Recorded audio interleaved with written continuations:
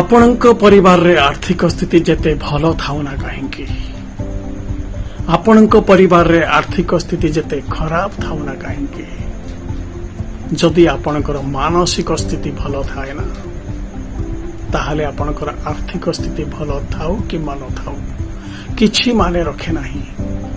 ଯଦି ଆର୍ଥିକ ସ୍ଥିତି ଆପଣଙ୍କର ଭଲ ଅଛି, ଆପଣ ଦାମୀ ଦାମୀ ଜିନିଷ କିଣି କିଛି ଘଣ୍ଟା ବା କିଛି ଦିନ ଖୁସିରେ ରହିପାରିଥାନ୍ତି।